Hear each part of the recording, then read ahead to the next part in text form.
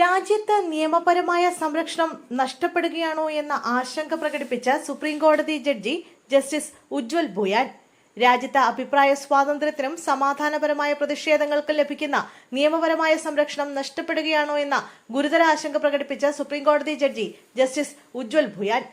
പ്രതിഷേധിക്കുന്ന വിദ്യാർത്ഥികളെ അറസ്റ്റ് ചെയ്ത് ആഴ്ചകളോളം ജാമ്യം നിഷേധിച്ച് ജയിലിൽ ഇടുന്നതും കുറ്റകരമല്ലാത്ത ചില പ്രവർത്തികൾക്ക് പോലും ദീർഘകാലം മനുഷ്യർ ജയിലിൽ കഴിയേണ്ടി വരുന്ന സാഹചര്യവും ഭരണഘടന ഉറപ്പു നൽകുന്ന അടിസ്ഥാന സ്വാതന്ത്ര്യങ്ങളെ ദുർബലപ്പെടുത്തുന്നതാണെന്ന് ജസ്റ്റിസ് ഉജ്വൽ ഭുയാൻ ചൂണ്ടിക്കാട്ടി. ഭോപ്പാലിൽ നാഷണൽ ലോ ഇൻസ്റ്റിറ്റ്യൂട്ട് യൂണിവേഴ്സിറ്റി സംഘടിപ്പിച്ച 5ാമത് ജസ്റ്റിസ് GP സിംഗ് മെമ്മോറിയൽ ലെക്ചറിന്റെ ഭാഗമായി സംസാരിക്കവെയാണ് ജസ്റ്റിസ് ഉജ്വൽ ഭുയാന്റെ പരാമർശം.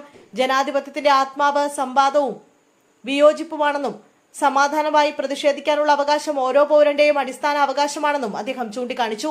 എന്നാൽ സാധാരണ ജനാധിപത്യ പ്രവർത്തനങ്ങൾക്ക് പോലും ഇന്ന് പലപ്പോഴും കുറ്റകൃത്യങ്ങളായി കണക്കാക്കപ്പെടുന്ന സാഹചര്യമാണ് രാജ്യത്തുള്ളതെന്നും അദ്ദേഹം നിരീക്ഷിച്ചു. അവകാശങ്ങൾക്കായി പ്രതിഷേധിക്കുന്ന വിദ്യാർത്ഥികളെ അറസ്റ്റ് ചെയ്യുകയും 30 മുതൽ 40 ദിവസം വരെ ജാമ്യം പോലും നൽകാതെ ഇരിക്കുന്ന സംഭവങ്ങൾ വർദ്ധിക്കുന്നുണ്ടെന്നും അദ്ദേഹം ചൂണ്ടിക്കാട്ടി. ഗംഗാ നദിയിൽ ബോട്ടിൽ യാത്ര ചെയ്യുന്നതിനിടെ ചിക്കൻ ബിരിയാണി കഴിച്ചുവെന്നാരോപിച്ച് അറസ്റ്റ് ചെയ്യപ്പെട്ട യുവാക്കളുടെ കേസും ജസ്റ്റിസ് ഭുയാൻ പ്രസംഗത്തിനിടെ പരാമർശിച്ചു. ചിക്കൻ ബിരിയാണി കഴിക്കുന്നത് കുറ്റകൃത്യമാണെന്ന് എനിക്ക് വിശ്വാസമില്ല. ഗംഗാ നദിക്ക് മുകളിൽ ചിക്കൻ കഴിക്കുന്നത് വിലക്കുന്ന ഒരു നിയമവും നിലവിലില്ല.